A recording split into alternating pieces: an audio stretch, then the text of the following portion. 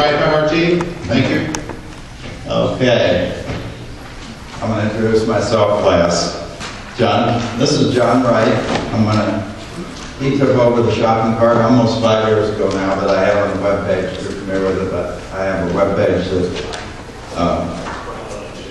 has a lot of information about Tri-Powers and then parts. And John took over the parts. I just got overwhelmed. So maybe give a little history of what I. Do you want my microphone? No, I mean, I can talk about it without everyone to hear me. It's been about 5 years since I have taken it over. I have tried to increase the number of products on the website from what Mike had, probably 50 parts to possibly over 200 items now. Not just Tri-Power parts, I've expanded a little bit with valve covers, actually ram air manifolds and so on. So I don't want to go too far from the Tri-Power end of it, but I still like to, I call it the under hood accessories we can put on it. We also sell parts more and more now worldwide than I think when Mike was doing it. We sell parts to New Zealand, Australia, Netherlands. I just shipped some parts over there. So it's really expanding quite a bit. And the number of items that I ship out probably daily has probably quadrupled since I've taken it over. So, there are other competitors out there that sell Tri-Power parts. Our prices, I feel, are a little under those pricing point, and also the shipping. I try to ship the parts out the same day or the next day. I know our customers want to get that stuff on the car as soon as they can. That's basically regarding the parts end of it. As far as the restorations, I've been doing some restorations also because Mike's trying to cut back a little bit on that, and I've been doing quite a few of those actually. John spent the winter in Florida, so I did all of them this winter.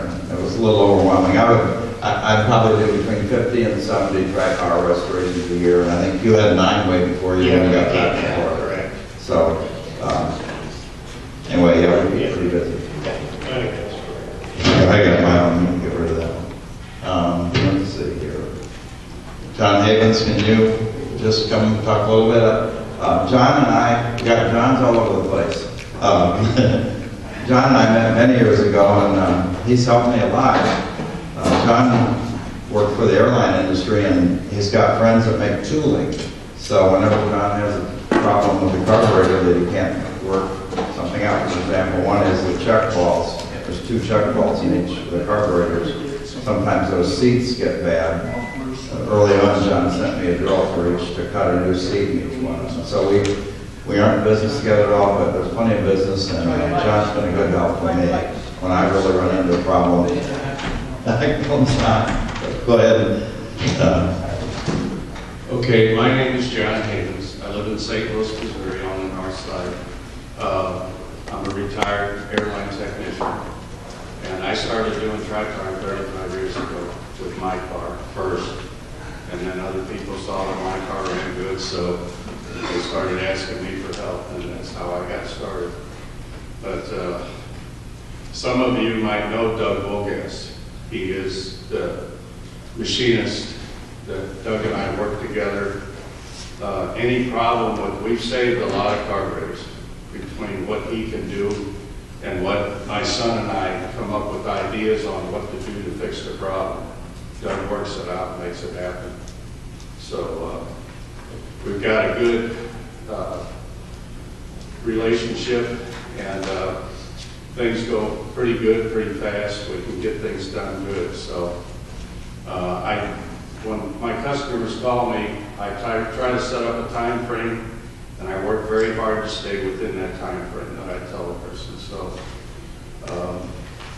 and I build all the years of Tri-Power, both vacuum and progressive.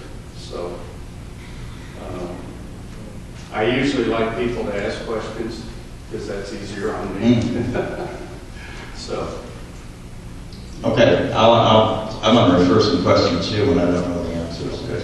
One thing John's really good at, and I call him about, is like the vacuum setups. Until a couple of years ago, I would do a vacuum setup, but I found out I was always calling John for help. And so 6 or 8 months ago, I just gave John all my vacuum parts I had left, and any vacuum, because there's less and less demand. The parts are getting harder and harder, but John restores the switches and the vacuum motors. Right. And so he's the vacuum linkage expert. And also, like, if I'm doing a 60 or 61 or 59, I'm way more comfortable with the 64, 5, and 6 tri-power ones, but I usually call John just about a detail, you know, what fitting goes here, I'll send him a picture, so he's been a good help. So. Okay, then this is John Jr. Jonathan. I'll let him talk, but he does the quadrojets, and I get a lot of people call me and ask, you do quadrojets, and I always refer them to Jonathan, so maybe you can tell a little about what you do with them. Yeah, my name is Jonathan Havens. I'm John's son. I started working on cars when I was a little kid. I wonder why. Just always been interested in it. I started getting into Trans Ams. They had quadrojets on them. They ran fine before I started monkeying with them, putting bigger and bigger cams in them. And I was fortunate enough to meet some of his friends that were real good working on the carburetors, and they showed me why it didn't work when you put bigger cams in and what to do to fix it. Then I started getting into preparing mine, and other people started asking me about. So then it kind of slowly started to grow. I started doing restorations on bar jets. So they're replated when they come back. They look like new. yeah, then he showed me I use the same plater and stuff that he uses. So I just got interested in doing the bar jets. Tell them about the testing. We built our own test engine. We were trying to, we get carburetors that, not all carburetors run the same. You can build 2 carburetors, but they're all a little bit different for what each one wants. So instead of running back and forth all the time, both his friends that did carburetor work had their own test motors. So we went ahead though, we should build our own test stand. So we took Trans Am subframe, mounted an engine in it, and built our own 400 test engine. That's what we built, mostly Pontiac stuff, so we made our own Pontiac test engines. And most people use small-block Chevys. But since 90% of our work is Pontiac, we decided to build a Pontiac test motor. And that's probably one of the best tools that we have in our arsenal of stuff. You can go out there, put the carburetor on it, tune it. That engine is dead on consistent.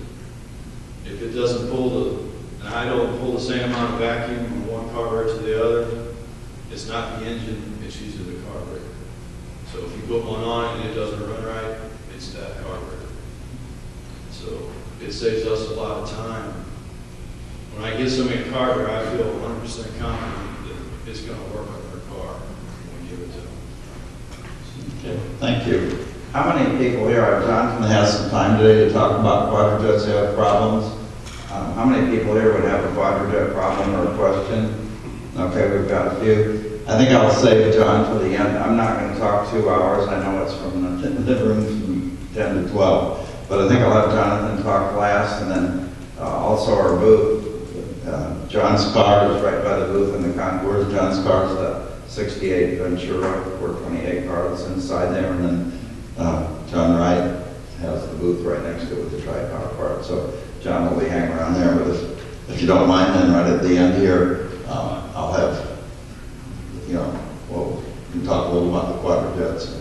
They're a lot more complicated than a little Rochester tuber. I know that. There's a lot of parts, and you can't change parts. Sometimes there's several designs of them, so I didn't know that much.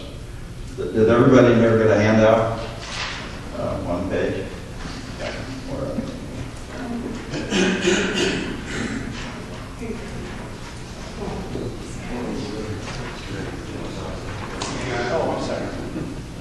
While we're doing that, there's one other person I was going to introduce today. Karen, can you stand up? Karen and I got married on Sunday. This is sort of our honeymoon.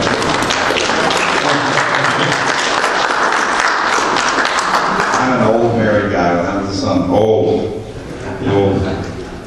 You can sit down if you want, you guys. Okay. Oh, maybe right here, John. Anyway. I will have these guys answer, especially Jon Havens answer some questions that come up here. Thought I'd talk about some changes in the hobby that we've all seen over the years. I'm sure, you know, everybody that's in this room has seen the changes that's been in it a while, but as it relates to tri-power, one thing that I've seen is that I'm getting a lot of calls in the last 10 years from guys that really aren't real hands-on mechanics. They bought a car, the tri-power's not running right, and you say, well, what's the timing at? I don't know. I mean, you know, so I'm getting a lot of that, so you gotta walk them through. I mean, we need that new blood in the hobby, and it's great, but that's something I've really noticed, that there are guys that really didn't grow up with these cars. We need young guys in the hobby, but, you know, they don't know about time, they don't know about settling well, they just the vacuum advance just throws them, you know. So I've seen that. Of course, there's the impact of the internet. eBay is, you know, a good place maybe to sell parts, but boy, buyer beware. Several years ago, I got a tri-power in the guy who bought on eBay, which is usually, yeah, it goes both ways. Obviously, somebody had put this together with all their junk. I mean, I could do that too. Take a cracked manifold that's worthless, take a carburetor that's got a problem that's cracked somewhere you can't fix. But really, the whole thing was really not with anything. So that's one thing, but the internet's great. The nice tool, I really go like to Performance Years, not Performance Years anymore. Ames has the forum, if you haven't found it. Does everybody in here not know about the Ames forum? Probably got some people here who don't use the internet, but it's just a great place for hobbyists to go and get advice from each other. And I don't know, obviously somebody's monitoring it because there's not a lot of frivolous stuff on there, but it's very good. So that's a nice resource. Of course, you can buy parts now. I mean, I buy my engine enamels off Amazon. They come in a couple days and the price is competitive, so that part's good. And then the other part that John mentioned, it's a worldwide business now. We get emails from people that can't speak English very well. We're sending pictures back and forth, you know, parts, because, you know, they don't speak our language. I got a customer in Germany one time that sent me a big poster of their American car show in Germany, and it was taken from the air. It could have been right in downtown Springfield, built all American cars, but four-door station wagons. They love our cars, so they're over there. And then I had a guy in Ireland send me a picture of his '66 Bonneville, wouldn't fit in his little garage. It stuck out about 4 feet, and he was so proud of that car. Big old car. How many here already have a tri-power on their car? Okay, good. How many have seen the DVD that we saw on the webpage? Okay. And how many are thinking about having a tri-power at kind of moment? Okay, maybe. I guess on the DVD, I'm not trying to sell DVDs, but I made that about 8-9 years ago. We've sold 500 of them, so there's a lot of them out there. It's about 90 minutes long for those of you that don't have a tri-power car. It's broken into several sections, the power valve, jetting, troubleshooting. It's just a good place, you know. Phone call from British Columbia. It's just a good place it's a good reference. And for those of you that don't want to buy it, someone was the first one bought it on DVD and put it on YouTube. So if you just want to look at a section of it, you can go to YouTube and put Pontiac tri-power and you can start watching. But it's hands-on, it's me doing the work and I'm talking over it. So it's just a good place to start. Maybe if you don't have one to do, it's a good place to start. Let's see.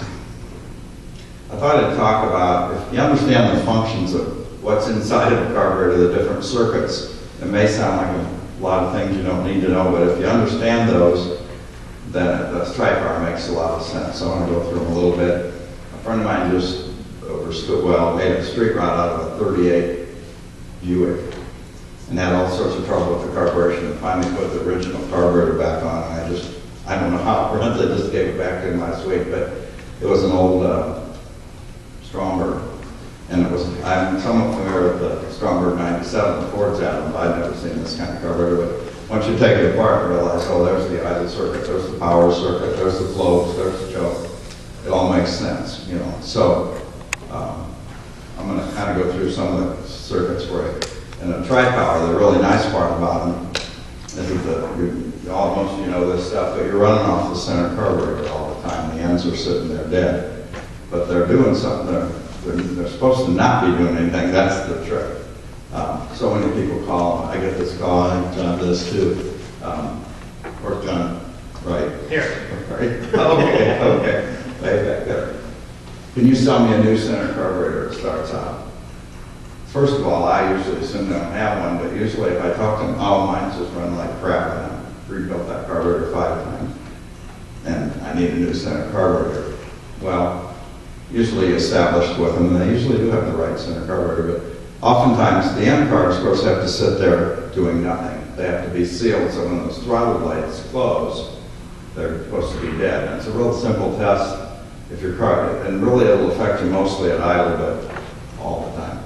But so if you just take off the air cleaners with the car at idle and put your hand over the end carbs one at a time, you shouldn't feel, maybe zero suction would be nice, but the very tiny bit. And you don't want to cup it. If you put your hand over the carburetor and stop any air, if it's pulling a little, and they will usually all pull just a little, it'll pretty soon create a vacuum in there and pull the fuel out of the float bowl, and your hand will be all full of fuel, and of course the car will die. So the end carbs need to be sitting there doing nothing. So that's one. So I'm going to just go through oil. Can you hear me okay? I guess when I move my head it changes. The idle circuit is, we kind of know, if you take that center carburetor apart, you know there's the cluster there with the 3 screws, the little fingers you see that squirt.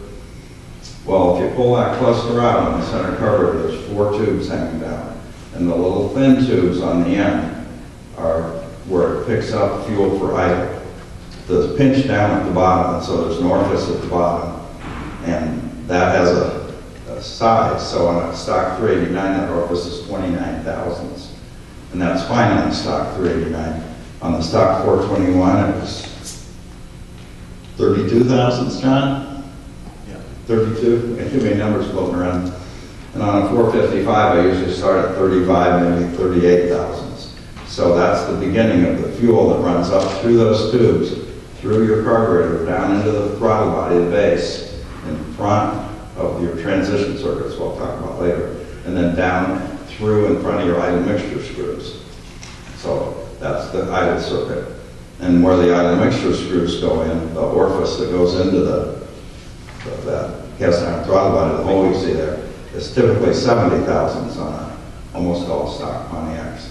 And then we modify them depending on if you have a bigger motor or bigger tube, so those can be opened up a little bit too. So here's the important part: if you don't do that, if you've got a tri-power, say on a 455, and you have not adjusted the idle circuits, you can get it to idle. So what you're doing is you're turning the idle screw up, the idle screw that's on your linkage up a little bit, open the throttle light. So you've done 2 things. You've given up some manifold vacuum that you need for power brakes and for other things. And you've also raised that throttle blades up and you're into the transition circuits with, if you're familiar with these carburetors, most of them, it's a vertical slit right above the throttle blades. And so what that's made for is when you first take off, you got the squirt from the accelerator pump just momentarily. And of course, you know when that goes bad, you got a big lag, but right at the pump only is momentary. And then right above that, you have the transition circuits, and that's those slits. Fuel will flow through those to give you an extra charge just at that off idle moment. So if you have a big motor and you haven't adjusted your idle circuits, then if you're already into the transition circuits, then when you take off, you've got a lag because you're already using your transition fuel idle. So we can talk more about that. You can always come by the booth and talk to us, but that's the idle circuit. And kind of talk about the transition circuit already, but the transition circuit is the same fuel that's running down to the idle mixture screws, but when you open the throttle blades, that vacuum pulls it out of the transition circuit, so it's the same fuel, kind of cascading down in front of the transition circuits. There's no vacuum up there at the time, so it's just falling down the one in front of your idle mixture screws and then into the motor. So the power circuit on the carburetor, if you're taking the top off that center carburetor, you see what we call power piston hanging down. Looks like a 16-penny nail with a spring around it. And then in the bottom of your carburetor, there's a looks like a little button with a stem, a little button down there between your jets. That's the power valve. And John told me how to test those power valves years ago. We put a vacuum on them to make sure, if we're restoring your carburetor, to make sure that power valve's not leaking. So we just got a hand vacuum pump. John sent me a little adapter. I screwed the power valve into it and check it. But when your car's at idle, you should, I'm just talking about a stock 389 stock motor, you need just about 14 inches of vacuum is a nice place to be. And of course, with some of these cams, we'll talk about that later, you lose it. But with 14 inches of vacuum, that power piston, and it's called, even though it doesn't look like a piston, it looks like an angle. If you pull it out, there's a little brass piston on the top. And vacuum runs through your carburetor up to the other side of that piston. So when you start your car, vacuum runs up, pulls that piston up off the power valve, and it just sits there until you take off hard. Not just a nice slow, but when you're taking off and you lose vacuum, your power piston drops down, pushes on the power valve, and you get a big shot of gas as long as that's open. Here's the problem. If you have low, you got to put a pretty radical cam in, not a roller. You're going to have low idle vacuum. It won't lift that power piston up, so you get a real rich idle, and you won't like it. So it's really, all you have to do really is a spring around the power piston. If you cut some coils off that spring, we'll talk about that later, then that maybe your 10 pounds of vacuum will lift that up. 10 inches, I mean, will lift that up. So that's the power system. It's the power valve in the bottom of the carburetor between your jets and the power piston. And your end carbs don't have that. Your end carbs are just dumpers. So they're just made to sit there until you floor it. They're not made to run park throttle or anything. So there's no transition circuit, there's no power circuit, and there's no choke, of course, on the end carburetors. So the choke system is pretty obvious, but I mean, it closes on a cold engine to make it richer. A lot of guys tend to want to block the crossover to keep the paint from burning off your manifold, and then essentially you lose your choke and you go to an electric choke. So we can talk about that later. That helps a lot. So it gives you a nice, at least gives you a choke to start it with. Let's see if that's running. Then the run circuit it's basically vacuum pulling fuel through. When you pull the cluster up, there's 4 brass tubes hang down, the 2 larger ones in the middle. That will pull gas up. The vacuum from your engine will pull gas up through there. Now your jets are working, and talk too much about the jets, but the jets don't really do much at idle or transition, but when you're running down the road, the jets are the ones that need as a fuel that's running through there. And when we're talking about jets,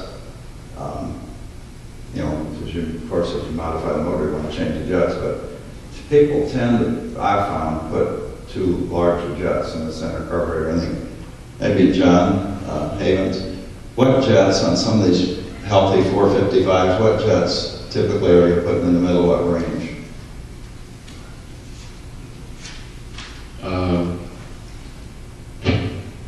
You gotta know all about the engine. The cam is the big thing. And also, the more cubic inches you go, theoretically, the less jets you need, because you're moving more air, and the more air you move, the more fuel you will pull. So Tom Oxler's engine is a 461 stroker. I've been doing the carburetors on it for a long time, and I just did Tom's, and his center carburetor only has 61 jets in it. A stock 66 GTOAA with tri-power 4-speed had 62 jets in the center. Now, to compensate for his big engine, the center carburetor is able to move enough fuel for just the normal driving on the street. But Tom likes to race, So we've had to jet his end carburetors up a lot. He's running 86s now in his ends to compensate for what that engine needs, not to go lean on the top end. So it's kind of a deal where when somebody gives me enough information, then like on a basic setup, that 65 setup that I have down there on the table is built for 389s and 400s. And for the 389s, 400s, and even the 428s, I'm running the same jet in my center carburetor on my car. I run 63 jets in those carburetors. That's a good basic jet, and the engines, nobody's coming back and saying they've got problems, so that's working out real good with the ethanol fuel. But the ends, that really depends on what the rest of the engine is, where you go with your end carburetors. The 421s came out with 73s, so my 428, it's been on the dyno too. We're running 73s in it too. It's enough fuel that it won't go lean on the top end. So jetting is kind of something you just got to work with.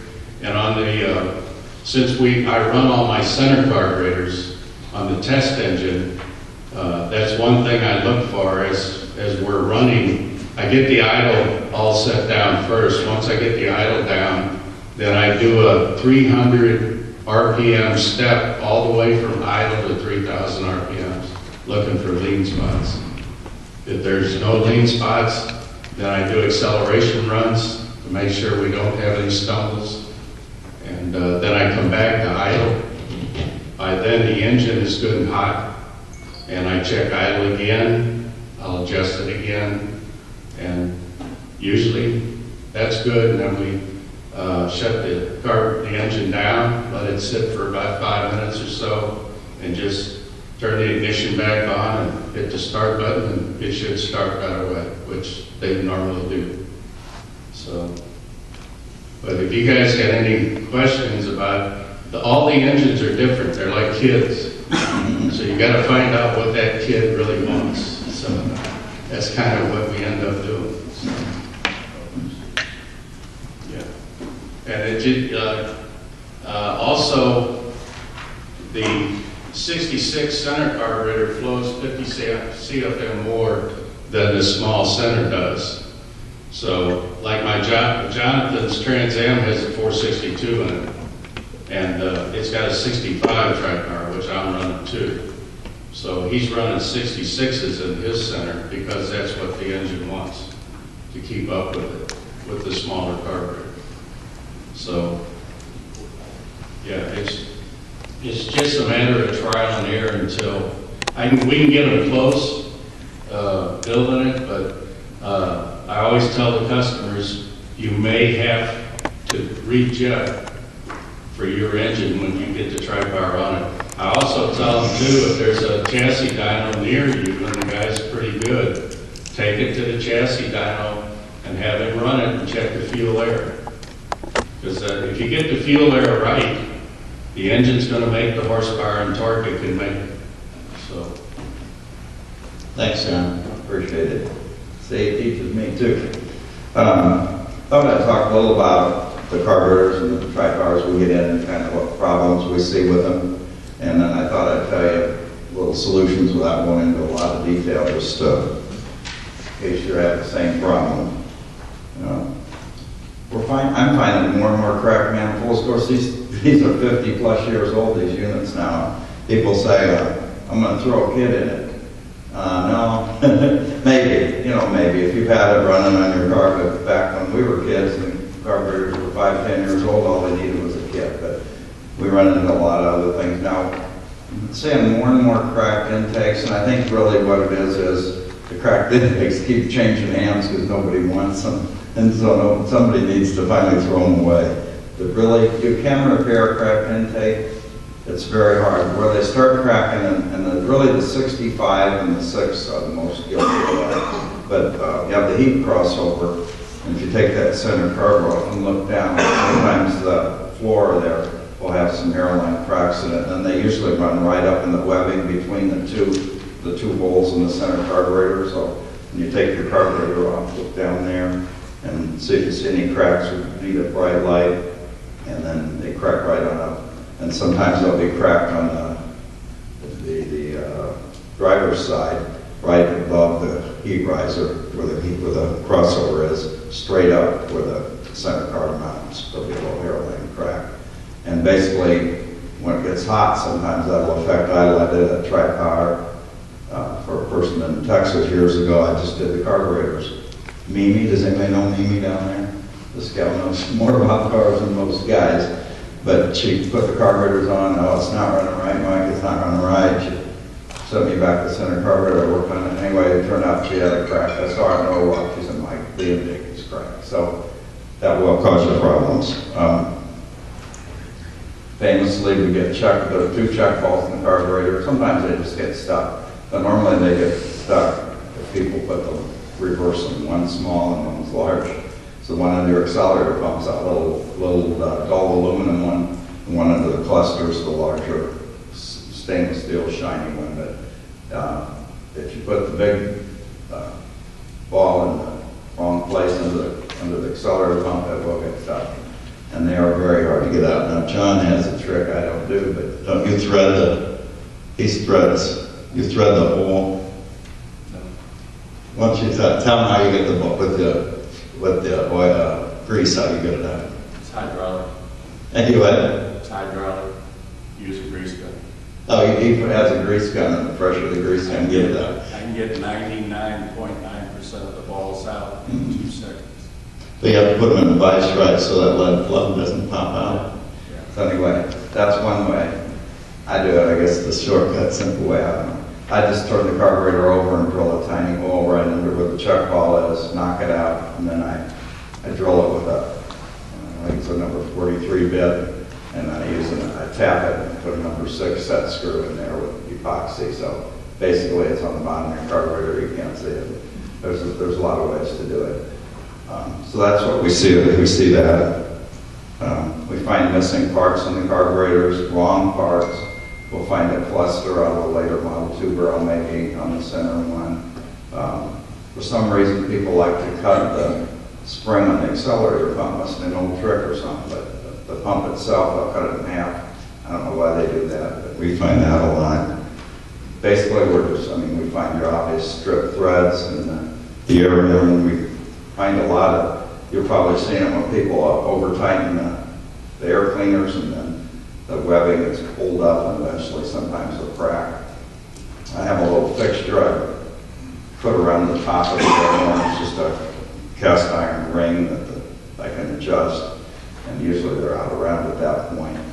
And I put the air horn on a jump float bolt section, put that ring around it, and heat it up with a torch, just a propane torch. And I have a big large vise, and I just put it in the vise and carefully start pushing it back down. And usually you can get it very good that way. And to where the crack is not pulled away. They usually, there's 3 places that mounts, one on either side of the carburetor, and one's by the vent, the float bowl. That piece that goes over the vent is often cracked and pulled apart maybe as much as 1/4 of an inch, and that'll settle right back down to where it was. Takes a little playing around, but we see a lot of that in these old carburetors. Wrong gaskets. A lot of these carburetor kits you buy at Napa just to give you every gasket in the world, and it's a little confusing. The kits that John sells on the webpage have just the right gaskets for each carburetor, and he has little notes in there too as to some little tips on the way.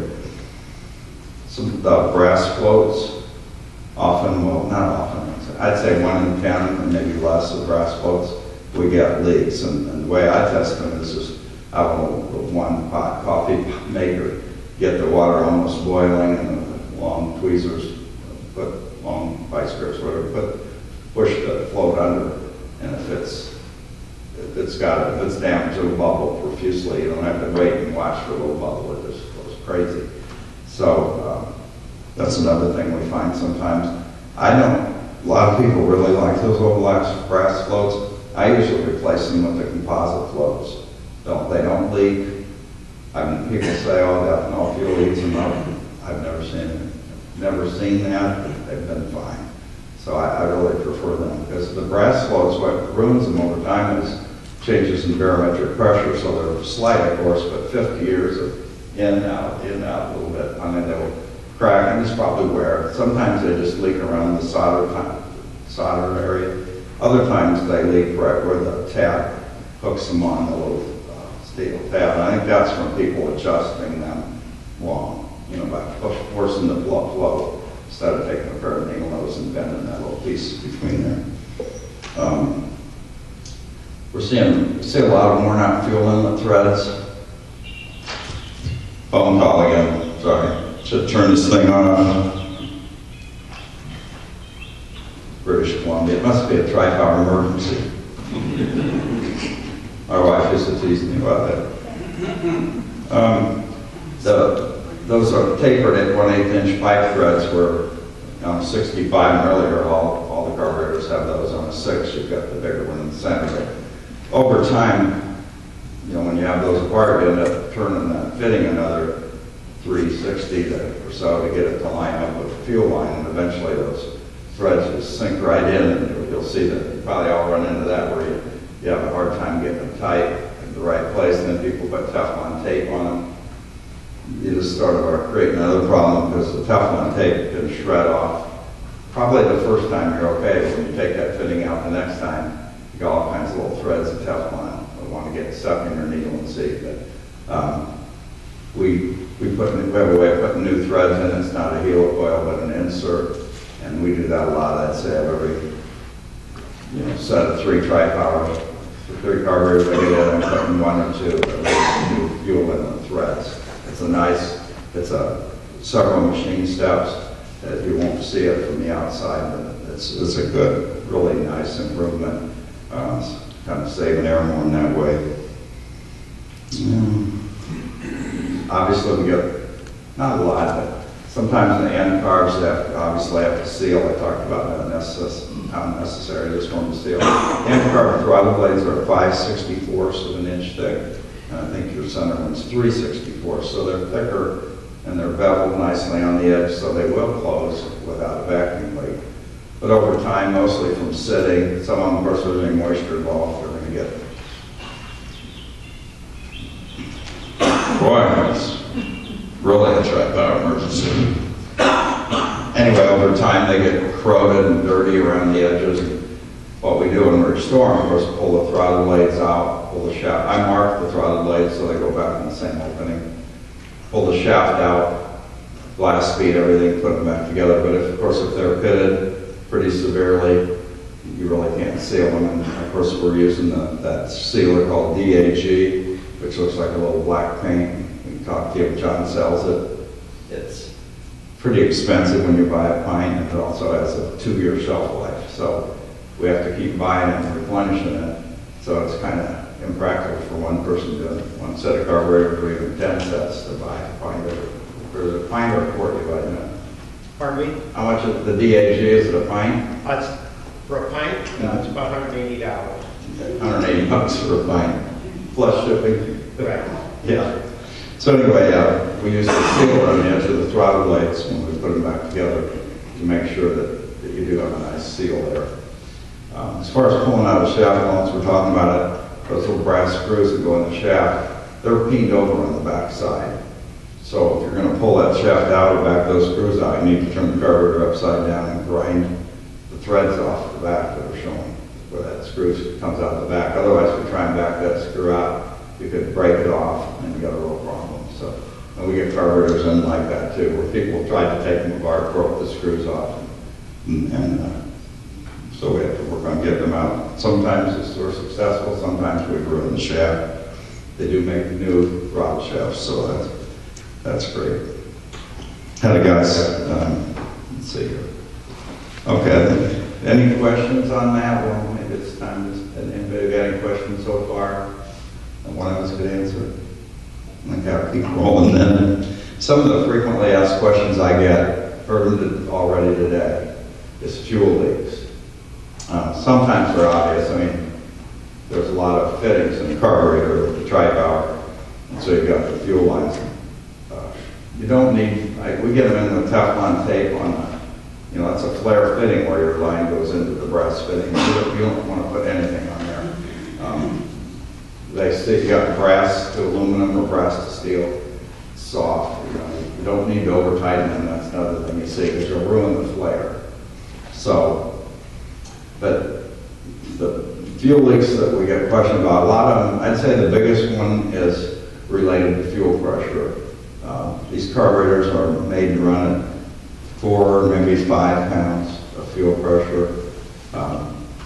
If you back in the day, you'd go to your AC Delco dealer and say, I need a fuel pump for a tri-power 65 or whatever. He'd look up the number and give you the right one. Now, if you go to AutoZone, buy the Pontiac V8 fuel pump, here you go. And I had one guy I sold the tri-power to, and he had leaks. Oh, they were terrible. Wouldn't run. I kept saying, check the pressure, check the pressure. He said, send me new needles and seats. No, I'll check the pressure. 8 pounds, Pep Boy pump. So more and more, we're going to need a fuel regulator to regulate the pressure down to about 4, 4.5. My car ran in the 12s with 3.5 pounds. So it's not it's not an issue of that's not enough pressure. It's an issue of having 3.5 pounds at full throttle at the end of the quarter. So that's a big one. Another thing, I think we're just spoiled in these new cars, don't do any leaking oil or anything. That top gasket under the 3 carburetors is going to get wet because there's gas on the other side of it, fuel slopping up when you accelerate, go around the corner, and eventually it gets that gasket all wet, sort of swells up. The thing not to do that people do is when they go, I'll tighten those 7 screws around the top. Well, that just flattens out the gasket. It really doesn't help. That's just something you can't get away from that I know of. I looked into trying to get a gasket made that was not permeable. Some airplanes have them, but it was extremely expensive. One thing that's nice, that years ago I couldn't find them. I had to buy new kits to get that gasket even football narrow. Now we buy the gaskets in bulk, and John sells them. You got them here. If you got a tri-power, you might run by and get some new. There's a couple bucks each, aren't they? Yes. And you can just get that one new gasket. And every couple of years, really just, if you're real picky about it, you don't want gas seeping down the carburetor, we'll just replace it every couple of years. It's not really too hard. Get a lot of questions about hesitation on acceleration. There's lots of problems, lots of sources for that. I think the big one is what I already talked about. People are modifying their cars with cams or bigger cubes, and they're not modifying the idle circuits. So again, they're turning the idle screw up. They're getting into the transition circuit. There's another. The other one is less and less, but the accelerator pumps have to be ethanol resistant. And, 10 or 15 years ago, none of them were if you go to the auto parts store. And a big clue is if they are older ones that are not ethanol resistant, that rubber boot on them is black. And the newer ones that are ethanol resistant, they're going to be all colors. They used to be blue, red, brown, I've seen now. They've got no pump. What the ethanol does to them, it swells up that cup, gets it soft, and then it just deteriorates and the carburetor will be stuck half open or something like that. So I'm getting less and less of that. Some of the Napa kits on their 65 center car still have that old black. They haven't sold out their old inventory. And Walker, who we buy that, was one of the places we buy gaskets and things. They still sell those the accelerator pumps with the black. And I asked them one time, why do you sell so many of those? I mean, why do you even have them? They aren't compatible with ethanol fuel. All the rebuilders buy them by the hundreds. That was the answer. So I think that's less and less, but it's something to be aware of. Hesitation, of course, can come from your timing, from your vacuum advance. Somebody wants to come and stop and talk, but most all tri-powers have the vacuum advance is manifold vacuum. And most of the late model carburetors don't even have a source for quarter vacuum. So we can talk about that later. That gets into more details than probably you want to hear. If your car's running lean, if you're on the highway with really any car, but on a tri-power, and you're feeling a little hesitation, that's almost always lean. And you just need to judge it up on the center carburetor. I've talked to one fellow here already at the show. I had done his tri-power as a modified motor, and he was telling me, oh, it's real good, but about highway speeds, I'm getting this, and it's lean. It's lean. I talked already a little bit about opening up the idle circuits on the modified motor. John talked about the jetting. I've already talked about the power piston, cutting some coils off. I'll talk more about that personally if you're having problems. And then just some general advice. Again, I'm not too many people in this room, but I'm getting people call me and they're in the hobby. It seems like, especially the younger guys, they want 500 horsepower. I don't know what's magic about 500 horsepower, but I'll give you a typical conversation I had recently. A guy calls me and he said, can you build a tri-power for my 500 horsepower motor? I said, well, probably, yeah. Tell me about your car. And he tells me about it. I said, well, how do you drive it? Well, I just go to the cruise-ins. There's, A&W road there stand on Friday night. I said, why do you need 500 horsepower? Well, I want 500 horsepower. And I said, well, what kind of cams you put in? Well, the cam was just crazy radical. And he said, well, I want that thump, thump, thump, thump.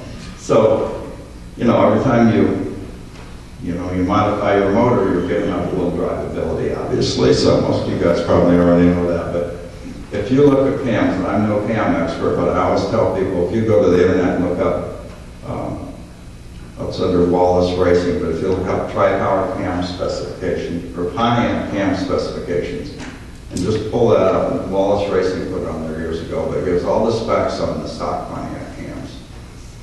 And I like to look at the 068, which is a stock Pontiac tri-power cam, and some people, the Ram 3 cars have that cam. I think some of the Super Duty 73 and 4 had that cam. It's got like 116 to 118 degrees of lobe separation, which I couldn't explain it to you very well, but I can tell you that, the cam was made to give you a lot of low-end torque over a big wide range RPM. And that's an excellent cam for most small, 389 400 street cars. It also has a rather mild lift. Well, Pontiacs have huge valves. They don't need a lot of lift. But if you look at the aftermarket cam specs, they don't often, and you'll see it with all the cam companies, if you look at a Chevy cam, and then you look at the Pontiac cam that they make, at the same spec. They cut the same grind on a Chevy cam and Pontiac cam. So, that's obviously, if Chevy has a shorter stroke, smaller valves, just isn't really that good of an idea. So, Say that again, the cam that you said you recommended for well, the stock cam is an 068. I'm not, for street driving, if you're just driving and you don't want that thumpity thump, and you want a nice defendable cam that pulls hard from like stock to about 6,000 RPM, 390, it's a great cam. It's a good place to start. So that's I just like to, when my customers call, I like to say, go to Wallace Racing, go to Pontiac cam spec, look at that cam, look at those specifications. And the thing that I know about cams, and I've only built 3 Pontiac motors in my life, but as the lobe separation gets 110, 106 like a lot of the aftermarket cams, that makes a lot more power, but in a narrow band. So if you're drag racing with a 390 rear end and you can keep it running between 4 and 6,500, that's the cam for you. But if you're on the street, then not so much. So, I can talk a little more about that individually with you. I am not a cam expert, but I can just tell you a lot of guys put the wrong cam, especially tri-powers are really good at low and mid-range. And on a 389 or 400, that will pull hard up to about 6,500. Maybe you don't want to go that high, but as your cubic inches get more, I think that's in the manifold. I mean, there's some restrictions that a tri-power has that a big 4-barrel and high-rise don't. And so if you want to match, you want a cam that's real strong and low and mid-range, typically on the street, a tri-power car. So like the 068. And on one of my cars, I put 165 rockers on the 068, fixed up a little bit. But I was just going to suggest some suggestions for some trouble-free mods for your car. Many of you have a lot of these, or I hear it from my customers, but the Petronics electronic points are wonderful. It's really basically, instead of your points, you have a beam of light you're breaking, so it never works out. On the Petronics, I've heard the new ones have a rev limiter in. Years ago when I used them, they didn't. But you don't have to set the dwell either, so they're nice. They're not going to make the car go faster, but they'll never wear out either. The HO manifolds that they make, and the ram air manifolds, the HO fit up 64 through 7, which is what most of you are probably going to use on a track car. They basically a cast iron header. You don't have problems like headers with the gaskets leaking and the problems you ever. I had headers in my car too, but they're a pain. But those HO manifolds are trouble-free, nice mod. The Harlan Sharp or some kind of needle rocker arms, simple mod. I like them. They add a little horsepower just from lack of friction and just made real accurately. Really the recurve kits for your distributor that come with new weights and weaker springs.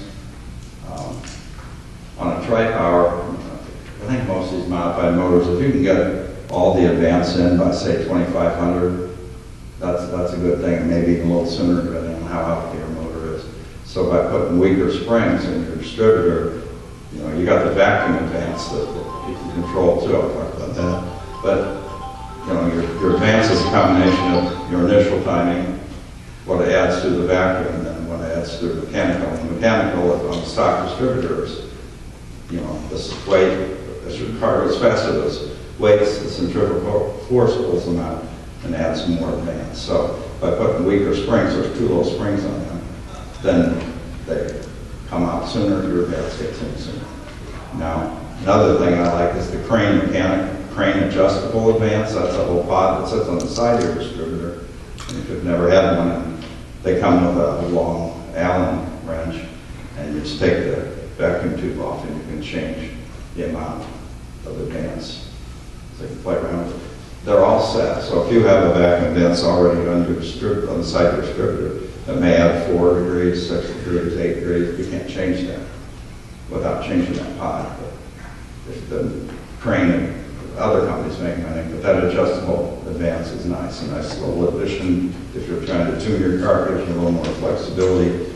Another thing I really like is those mini starters. Anybody have a mini starter on their car here? Like them? Yeah. Yeah. You ever get, you pull in the gas station and fill up, and you go out and it's a hot day and you go to start your car. Yeah. The heat shields help a little, heavy duty starters. But those things are heavy, those friction starters. If you ever been under there trying to hold up that starter with those bolts in, but if you get a little, mini starter, and hold it up with one hand, nothing. They're small, they don't get hot. Sounds like an old Chrysler when you hit the key. But really, when I'm trying to go hit the key, it starts like that. So they're nice. They're a couple $100. They're great. The phenolic insulators. Basically, you got heat coming up from your motor. This ethanol fuel boils about 20 degrees lower temperature than straight gasoline. So, if you're running ethanol fuel, you go to fill up with gas again, you go in for a couple minutes, come out. What's happened, your center carb's right under the crossover. That gas will boil up in your carburetor. Vapor lock, they used to call it with flatheads, drips down into the manifold, flows over onto your throttle blades, drips down, and then you're flooded. So the insulators, what they do, the ones that we sell, Jon sells are 1/4 inch thick.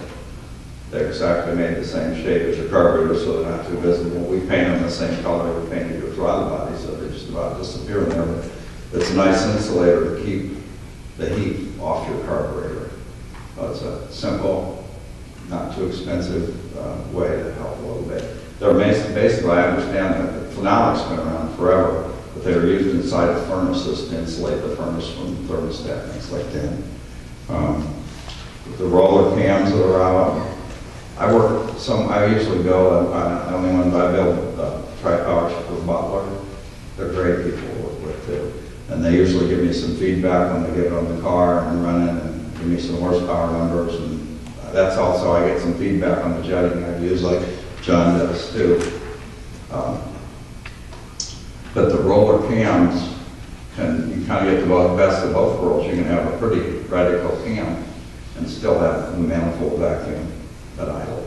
So I've kind of quit cutting the coils off the power valve that I talked about if they've got a roller cam, because usually they create enough vacuum at idle, because the ramp on the lift, you know, that roller can follow that tall ramp. So that's not, they're nice. I don't never had one, but they seem to really put, you know, might buy something at auction. Okay. And then what I did have on one of my cars was a bleed down lifters, Rhodes, RHODES, made them years ago. That's what I had. So what they do, you got oil pressure feeding into your lifters, pumping them up. Well, they have a larger bleed down hole in them or something. I don't know really how they work, but at idle, you know, they are spongy. And so I had a Ram Air 4 cam in that car with Rhodes lifters and 165 rockers. Thing, man, this must be an emergency.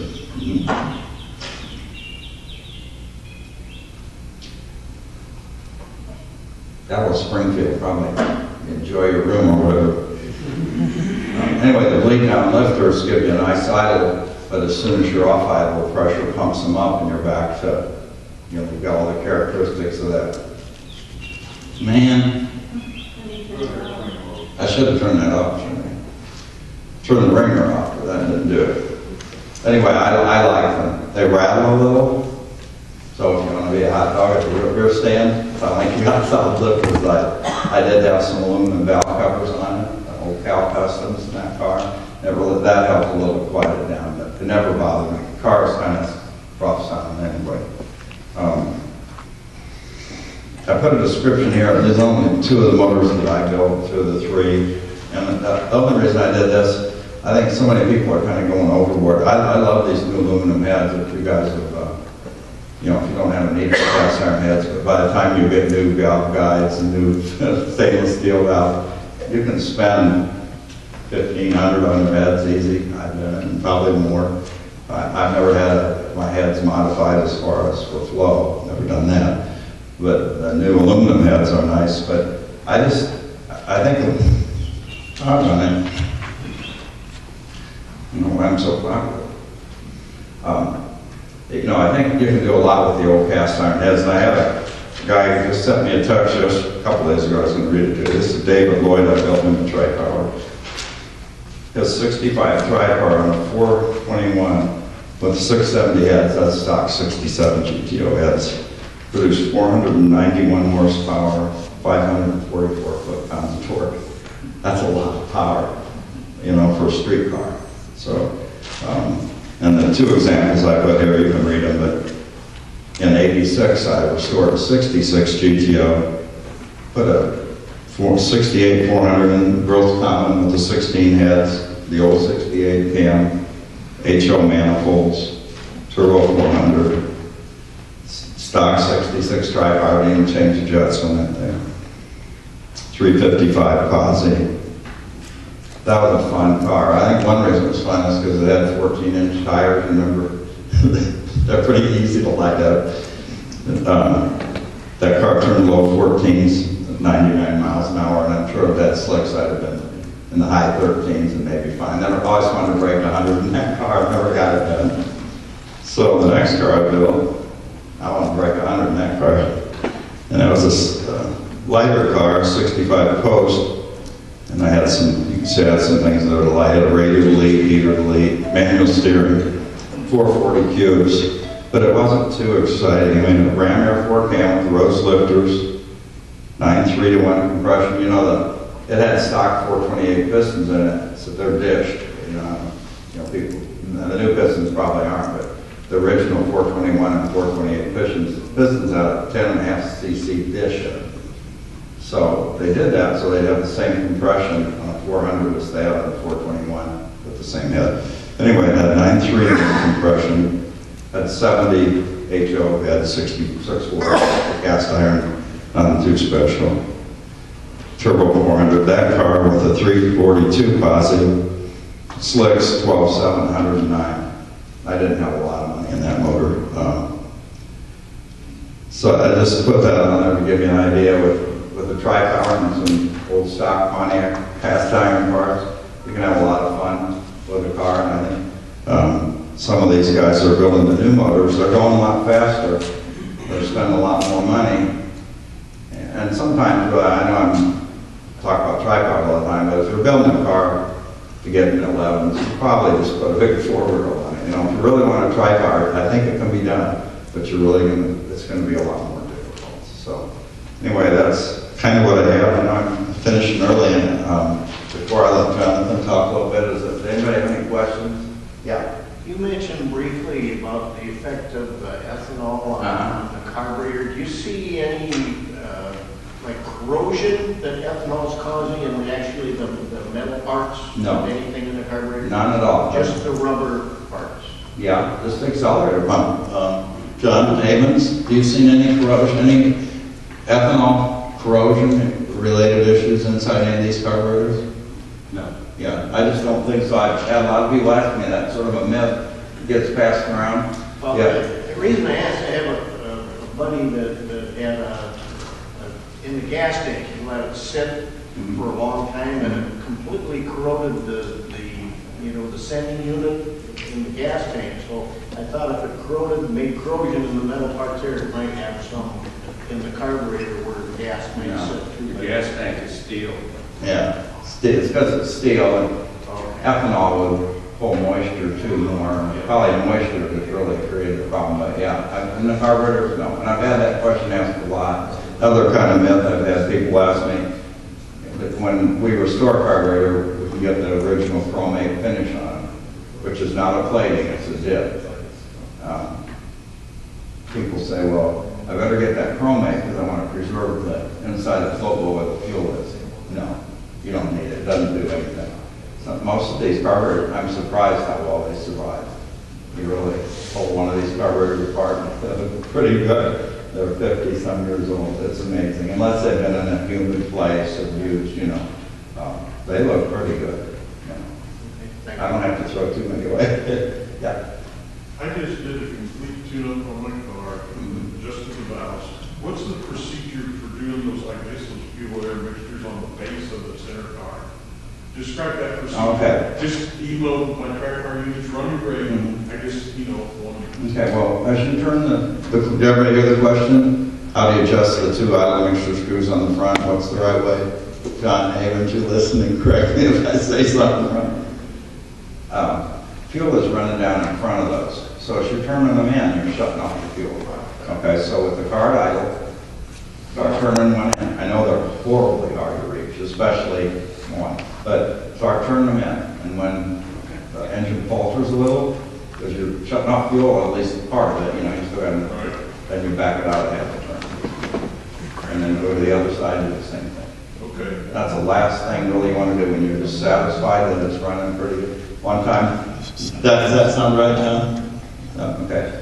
One time I shouldn't tell these stories myself, but I sent a car back to the guy. A few weeks later, he calls me, says that tri-power is running great. But he said, I went to adjust the idle, and he said, it's idle. There's no idle mixture screws. I left them out.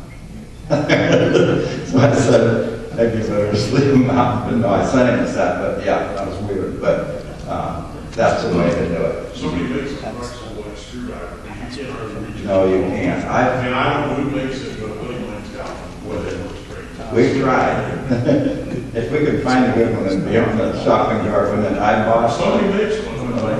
It's the only way to deal with those, because you can't wiggle anything in there. I don't. Yeah. Anybody ever knows where you can get one? Let us know.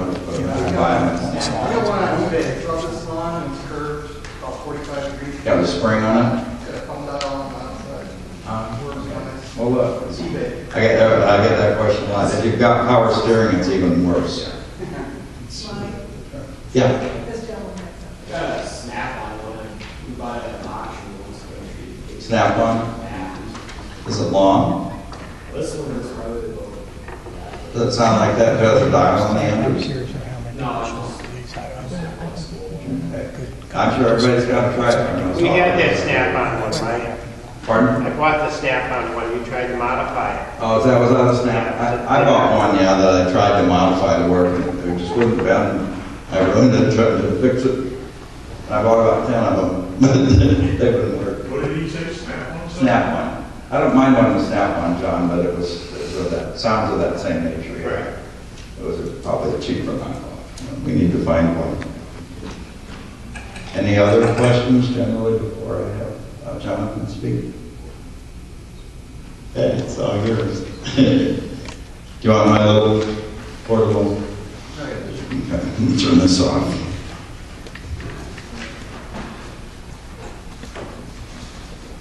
Yeah, I just wanted to elaborate a little bit more.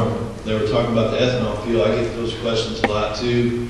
I'll give you a little more background on me. I worked at the airlines with my dad until I got laid off. I got tired of being laid off all the time, so I switched gears, went to work on diesel trucks. Now I work at a school district, maintaining the school buses. They send us to training classes all the time. We went to one on fuel. It was all the new diesel engines and fuel. And their biggest thing there was diesel fuel being contaminated with water, ruins, injectors, and all that. But then they elaborated on, they got a little off track with diesels and went to the ethanol fuel and auto gas. Ethanol is hydroscopic like brake fluid. It looks for water in the atmosphere or anywhere it can and pulls it towards it. And if you had a sending unit in a fuel tank that rotted away, most likely the car was in storage. It sat there and pulled moisture to it. And once it pulls the moisture to it, it'll suspend it. But after it gets saturated enough, the water drops out and goes to the bottom of the tank. We see that in our diesel, our old diesel equipment that doesn't run a lot at work is full of water a lot. So I tell people all the time when I get calls, if you're going to store a vehicle, a lot of people always myth, fill the tank up every winter before you quit driving it. A lot of times that makes it worse. You either want to put fuel stabilizer in it, stay filled, or put seafoam in it. That helps with keep the water suspended, not letting it drop down. That water sits in that tank and just rots it away. Same thing with the carburetors and all that. I tell people, you store it, make sure you run the car too to move that treated fuel back up into the carburetor. So, you guys got any questions you want me to answer, or quad jets? I know quad jets, they were talking about jetting and stuff like that. Quad jets they had a different group of engineers that worked on that, because their jetting is I usually have to jet maybe 10 more jet sizes up than a tri-quad or two-barrel, because their power valves and all that are designed differently. So they require more jet, because they got medium rods that actually go down in their jets. That, so.